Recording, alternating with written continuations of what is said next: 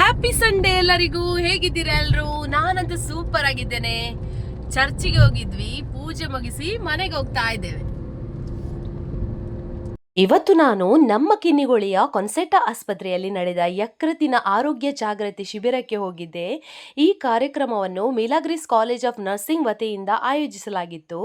ಯಕೃತ್ತಿನ ಕಾಯಿಲೆಗಳ ಬಗ್ಗೆ ಜನರಲ್ಲಿ ಅರಿವು ಮೂಡಿಸಲು ವಿದ್ಯಾರ್ಥಿಗಳು ಒಂದು ಸ್ಕಿಟ್ ಮೂಲಕ ಸಮೇತ ಒಂದು ಸಂದೇಶವನ್ನು ನೀಡಿದರು. ಇದನ್ನು ನೀವು ಕಂಪ್ಲೀಟ್ ಆಗಿ ನೋಡಿದರೆ ಇದರಲ್ಲಿ ನಿಮಗೆ ಆ ಸ್ಕಿಟ್ಟನ್ನು ನಾನು ಕಂಪ್ಲೀಟ್ ವಿಡಿಯೋ ಹಾಕಿದ್ದೇನೆ. ಇದರ ಬಗ್ಗೆ ಹೆಪಟೈಟಿಸ್ ಬಗ್ಗೆ ಯಾರಿಗಾದರೂ ಗೊತ್ತಿಲ್ಲದಿದ್ದರೆ ಈ ವಿಡಿಯೋ ಮೂಲಕ ನೀವು ಕೂಡ ಅರಿತುಕೊಳ್ಬಹುದು. ಜಾಂಡೀಸ್ ಬಂದಿದ್ದೆಲ್ಲ ಲಿವರ್ ಡಿಸೀಸ್ ಅಂತ ಹೇಳಲಿಕ್ಕೆ ಆಗುದಿಲ್ಲ. ಅದರ ಬೇರೆ ಕಾರಣಗಳು ಇದೆ ಜಾಂಡೀಸ್. ಅದರ ಬಗ್ಗೆ ಜನರು ತುಂಬಾ ಅರಿವಿಂದ ಇರಬೇಕು. ಸಾಮಾನ್ಯವಾಗಿ ಏನಾಗ್ತದೆ, ಜಾಂಡೀಸ್ ಅಂತ ಕೂಡಲೇ ಇದು ಲಿವರ್ ಕಾಯಿಲೆ ಅನ್ನೋದು ಅಂತ ಸೀದಾ ಬೇರೆ ಬೇರೆ ತರದ ಔಷಧಿ ಹೋಗಬಾರ್ದು ಅಂತಿಲ್ಲ. ಎಲ್ಲಾ ತರದ ವಿಧಾನಗಳಲ್ಲೂ ಔಷಧಿ ಇದೆ ಹೆಪಟೈಟಿಸ್ಗೆ ಅಥವಾ ಜಾಂಡೀಸ್ಗೆ. ಸೊ ಜಾಂಡೀಸ್ ಒಂದು ವಿಧಾನ ಅಷ್ಟೇ. ಹೆಪಟೈಟಿಸ್ ಲಿವರಿಗೆ ಬರುವಂತ ಕಾಯಿಲೆಯ ಒಂದು ರೂಪ. ಸೊ ಈ ಹೆಪಟೈಟಿಸ್ ಅಂದರೆ ಅದರಲ್ಲಿ ಬೇರೆ ಬೇರೆ ಟೈಪ್ ಇದೆ. ಹೆಪಟೈಟಿಸ್ ಇಲ್ಲಿ ಕನ್ನಡದಲ್ಲಿ ಏನು ಬರೆದಿದ್ದಾರೆ, ಉಳಿಯುತ್ತದೆ ಹೆಪಟೈಟಿಸ್, ಉಳಿಯುತ್ತದೆ. ಹೆಪಟೈಟಿಸ್ ಅಂತ ಲಿವರ್ ದಪ್ಪ ಆಗಿ ಅದಕ್ಕೆ ಇನ್ಫೆಕ್ಷನ್ ಆಗಿದೆ ಅಂತ. ಇದಕ್ಕೆ ಬೇರೆ ಬೇರೆ ಕಾರಣ ಉಂಟು. ವೈರಸ್ ಕಾಮನ್ ಆಗಿ ಬರುವಂತಹ ಹೆಪಟೈಟಿಸ್ ನಲ್ಲಿ ವೈರಸ್ ಅಂತ ಹೇಳ್ತೀವಿ. ಅದರಲ್ಲಿ ಎ ಇದೆ, ಬಿ ಇದೆ, ಸಿ ಇದೆ, ಡಿ ಇದೆ, ಇ ಇದೆ. 5-6 ತರದ ವೈರಸ್ಗಳಿಂದ ಲಿವರಿಗೆ ಇನ್ಫೆಕ್ಷನ್ ಆಗ್ಬೋದು. ಇದಕ್ಕೆ ಹೆಪಟೈಟಿಸ್ ಅಂತ ಹೇಳ್ತೇವೆ. ಅದರಲ್ಲಿ ಬಾರಿ ಮುಖ್ಯವಾಗಿ ಅದು ತುಂಬಾ ಕೇಳಿ ಅಣ್ಣ ಕೇಳಿ, ಅಕ್ಕ ತಂಗಿ ಕೇಳಿ, ಆರೋಗ್ಯದ ಗುಟ್ಟನ್ನು ತಿಳಿಯಲು ಬನ್ನಿ. ರೋಗ ಬಂದ ಮೇಲೆ ಗೋಳಾಡುವುದಕ್ಕಿಂತ ಬರದಂತೆ ತಡೆಯುವ ದಾರಿ ತಿಳಿಯಿರಿ. ನಮಸ್ಕಾರ. ಇಂದು ನಾವು ನಮ್ಮ ದೇಹದ ಅತ್ಯಂತ ಮುಖ್ಯವಾದ ಇಂಜಿನ್ ಅಂದರೆ ಯಕೃತ್ ಮತ್ತು ಅದಕ್ಕೆ ಕಾಡುವ ಹೆಪಟೈಟಿಸ್ ಎಂಬ ರೋಗದ ಬಗ್ಗೆ ಒಂದು ಸಣ್ಣ ಕಥೆ ಹೇಳಲಿದ್ದೇವೆ. ಬನ್ನಿ ನಮ್ಮ ಕೀರ್ತಿಯ ದಿನಾಚರಣೆಯನ್ನು ನೋಡೋಣ. ನಮಸ್ಕಾರ ಗೀತಕ್ಕ. ನಮಸ್ಕಾರ. ನನಗೆ ಒಂದು ಪ್ಲೇಟ್ ಹಾಗೆ ಒಂದು ಜ್ಯೂಸ್ ಕೂಡ ಕೊಡಿ. ಕೀರ್ತಿ ನಿಲ್ಲು. ಈ ಗಾರ್ಡನ್ ಸುತ್ತ ಎಷ್ಟು ನೊಣಗಳು ಕೂತಿವೆ ನೋಡು. ಈ ನೀರು ಕೂಡ ಕಲುಷಿತವಾಗಿದೆ. ಇಂಥ ಆಹಾರ ಮತ್ತು ನೀರು ಸೇವಿಸುವುದರಿಂದ ವೈರಸ್ಗಳು ನಮ್ಮ ದೇಹಕ್ಕೆ ಇರುತ್ತವೆ. ಸುಮ್ಮನೆ ವರ್ಷಗಳಿಂದ ನಾವು ಮಾಡ್ತಿದ್ದೇವೆ, ಯಾರಿಗೆ ಏನೂ ಆಗಲಿಲ್ಲ. ಹೌದು ಅಲ್ಲ, ನೀನು ಅತಿಯಾಗಿ ಯೋಚನೆ ಮಾಡ್ತಾ ಇದ್ದ. ನಮ್ಮ ದೇಹ ಕಲ್ಲಿದ್ದಾಗ ಹಾಗೇನೂ ಆಗಲ್ಲ. ಇನ್ನೇನು ಹೇಳಲ್ಲ. ಸರಿ ಗೀತಕ್ಕ, ನಾನೇನು ಬರ್ತೇನೆ. ಕೆಲವು ದಿನಗಳ ನಂತರ ಕೀರ್ತಿ ಮತ್ತು ಗ್ರಾಮಸ್ಥರು ಅಂಗಡಿಯ ಬಳಿ ಸಿಗುತ್ತಾರೆ. ಕೀರ್ತಿ ಸ್ವಲ್ಪ ಮಂಕಾಗಿ ಕಾಣುತ್ತಿರುತ್ತಾಳೆ.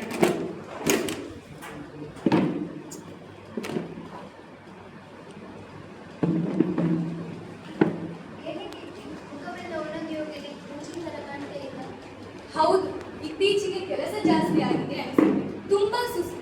ಎಷ್ಟು ನಿದ್ದೆ ಮಾಡಿದರೂ ಸುಸ್ತು ಕಮ್ಮಿ ಆಗ್ತಾ ಇಲ್ಲ. ಹೌದು, ಕೂಡ ಬೇರೆ ತರ ಮಾಡ್ತೇವೆ. ಊಟ ಸರಿಯಾಗಿ ಮಾಡ್ತೀವಿ. ಅಯ್ಯೋ, ಇತ್ತೀಚೆಗೆ ಊಟ ನೋಡಿದರೆ ವಾಂತಿ ಬರುತ್ತೆ, ಹಸಿವೆ ಆಗ್ತಾ ಇಲ್ಲ.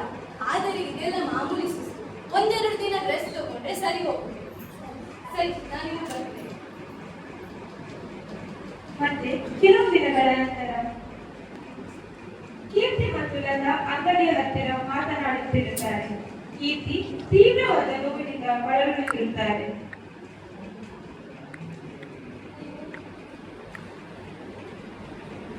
ಕೀರ್ತಿ, ನೀನು ದಿನದಿಂದ ದಿನಕ್ಕೆ ತುಂಬಾ ಸುಸ್ತಾಗ್ತಾ ಇದೆಯಾ? ಯಾಕೆ, ಏನಾಯ್ತು?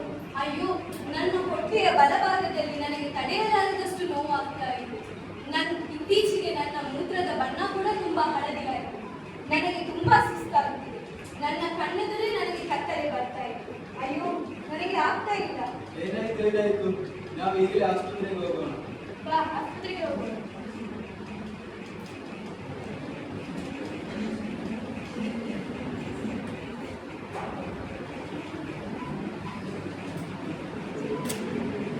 ಬನ್ನಿ, ಏನಾಯ್ತು? ಗೊತ್ತಿಲ್ಲ ಡಾಕ್ಟರ್, ಇದಕ್ಕೆ ನನ್ನ ಸುಸ್ತು ಕಣ್ಣು ಕಟ್ಟಲು ಹೇಳುತ್ತಿದ್ದಳು. ಎಷ್ಟು ದಿನದಿಂದ ಹೀಗೆ ಆಗ್ತಾ ಇದೆ? ತುಂಬಾ ದಿನದಿಂದ ಹೀಗೆ ಆಗ್ತಾ ಇದೆ ಡಾಕ್ಟರ್. ತುಂಬಾ ದಿನದಿಂದ ಸುಸ್ತು, ತುಂಬಾ ದಿನ ಹಸಿವು ಕೂಡ ಆಗ್ತಾ ಇಲ್ಲ.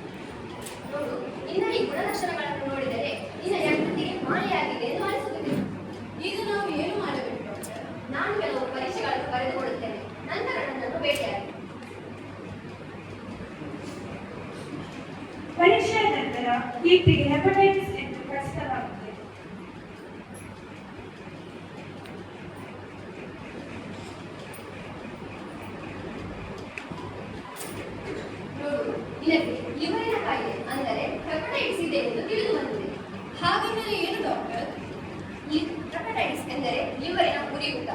ಇದಕ್ಕೆ ಕಾರಣ ಕಲುಷಿತ ನೀರು, ತೆರೆದಿಟ್ಟ ಆಹಾರ, ಚಿಕ್ಕು ಮೀನು ಹಾಗೂ ಅಶುದ್ಧತೆ.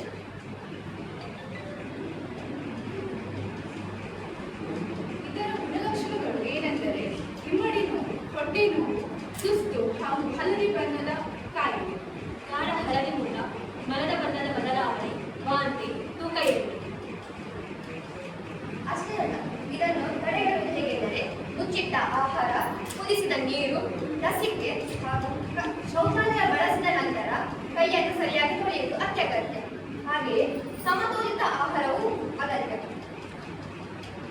ನೋಡು, ನನಗೆ ಮೊದಲೇ ಹೇಳಿದೆ ಕಲುಷಿತ ಆಹಾರ ಮತ್ತು ನೀರು ಸೇವಿಸಬೇಡ ಎಂದು. ಆದರೆ ನೀನು ನನ್ನ ಮಾತೇ ಕೇಳಲಿಲ್ಲ. ಅಯ್ಯೋ, ಈ ಸುಮ್ಮನಿರು. ಡಾಕ್ಟರ್, ಹಾಗಾದರೆ ಇದಕ್ಕೇನು ಪರಿಹಾರವೇ ಇಲ್ಲ? ಚಿಂತಿಸಬೇಡ, ನೀನು ಈ ಕೂಡಲೇ ಆಸ್ಪತ್ರೆಗೆ ದಾಖಲಾಗು. ನೋಡಿದ್ದೀರಲ್ಲ, ಕೀರ್ತಿ ನಿರ್ಲಕ್ಷ್ಯ ಅವರನ್ನು ಎಲ್ಲಿಗೆ ತಂದು ನಿಲ್ಲಿಸಿತು ಎಂದು. ಹೆಪಟೈಟಿಸ್ ಎಂಬುದು ಕಣ್ಣಿಗೆ ಕಾಣದ ಶತ್ರು, ಆದರೆ ಇದನ್ನು ತಡೆಗಟ್ಟುವುದು ತುಂಬಾ ಸುಲಭ. ಅದು ಹೇಗೆ ಎಂದು ಈಗ ನಾವು ತಿಳಿದುಕೊಳ್ಳೋಣ. ಯಾವಾಗಲೂ ಕುದಿಸಿ ಹರಿಸಿದ ಶುದ್ಧ ನೀರಲ್ಲಿ ಕುಡಿಯಿರಿ. ಎದೆಂದರಲ್ಲಿ ತೆರೆದಿಟ್ಟ ಕಲುಷಿತ ಆಹಾರವನ್ನು ಮತ್ತು ನೀರನ್ನು ಕುಡಿಯಬೇಕು. ಹಸಿ ತರಕಾರಿ ಮತ್ತು ಹಣ್ಣುಗಳನ್ನು ಬಳಸುವ ಮುನ್ನ ಸ್ವಚ್ಛವಾದ ನೀರಿನಲ್ಲಿ ತೊಳೆದುಕೊಳ್ಳಿ. ಊಟ ಮಾಡುವ ಮೊದಲು ಹಾಗೂ ಶೌಚಾಲಯ ಬಳಕೆಯ ನಂತರ ಕನಿಷ್ಠ 20 ಸೆಕೆಂಡ್ಗಳ ಕಾಲ ಸಾಬೂನಿನಿಂದ ತೊಳೆದುಕೊಳ್ಳಿ. ನೋಡಿದಿರಲ್ಲ, ನನ್ನ ತಪ್ಪು ನನಗೆ ದೊಡ್ಡ ಪಾಠ ಕಲಿಸಿದೆ. ಈ ರೋಗ ನಿಮ್ಮ ಮನೆಗೆ ಬರದೇ ಇರಲು ತಡೆಗಟ್ಟುವ ಕ್ರಮಗಳನ್ನು ಹಿಂದೆ ಕೈಗೊಳ್ಳಿ. ಕುದಿಸಿ ಆರಿಸಿದ ನೀರು ಕುಡಿಯೋಣ. ಕುದಿಸಿ ಆರಿಸಿದ ನೀರು ಕುಡಿಯೋಣ. ಹೆಪಟೈಟಿಸ್ ರೋಗ ಓಡಿಸೋಣ. ಹೆಪಟೈಟಿಸ್ ರೋಗ ಓಡಿಸೋಣ.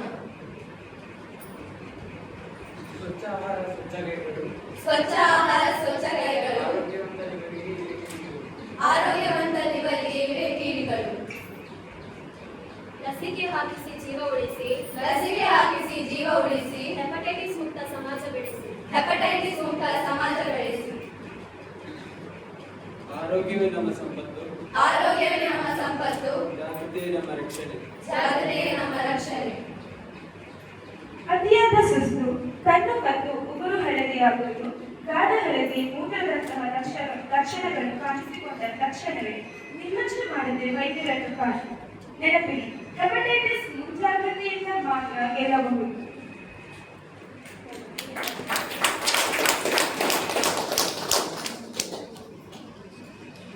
ಶಿಬಿರ ಎಲ್ಲ ಮುಗಿಸಿ ಇನ್ನು ನಾವು ಬಂದಿದ್ದೇವೆ ಶ್ರೀರಾಮ ರೆಸ್ಟೋರೆಂಟ್ಗೆ.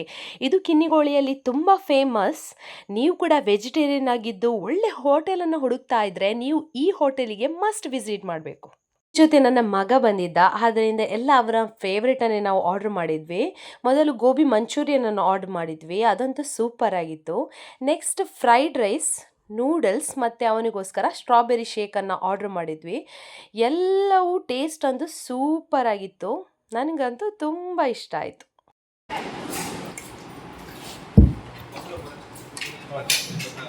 ಇವತ್ತಿನ ಈ ವ್ಲಾಗನ್ನು ನಾನು ಇಲ್ಲೇ ಎಂಡ್ ಮಾಡ್ತಾ ಇದ್ದೇನೆ. ಈ ವ್ಲಾಗ್ ನಿಮಗೆ ಇಷ್ಟ ಆದರೆ ಒಂದು ಲೈಕ್ ಮಾಡಿ.